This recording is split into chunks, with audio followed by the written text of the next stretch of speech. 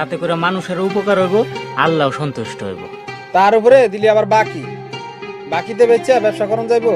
কই, আল্লাহর রহমতে আমার ব্যবসা তো খারাপ যাইতেছে না। আর তাছাড়া গফুর ভাই তো আমার গ্রামেরই লোক, হ্যাঁ তো আর আমার 50 টাকা মাইরে খায় পলায় যাবো না।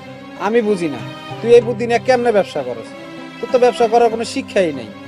শোন ভাই, ব্যবসার শিক্ষা আর রমজানের শিক্ষা এক না। রমজান আসে বছরে একবার, এবং বছরে একবার আইসা এই 1 মাসে আমগরে শিক্ষা দিয়া যায় যে বাকি 11 মাস আমগরে কেমনে চলতে হইব। হয়েছে তোর লগে কথা কওয়াটাই আমার ভুল হয়েছে। শুধু এই রমজানের 1 মাস তো নিজেরে ভালো মানায় লাভ নাই। 1 মাস ভালো মানুষ সাহায্য থাকলে কিচ্ছু হইব না।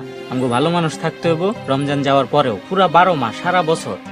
কারণ রমজান 1 মাসে আমগরে যে পরিবর্তনটা করে দেয়া যায়, এই পরিবর্তন আমগো সারা বছর ধরে রাখতে হইব। এটাই রমজানের শিক্ষা।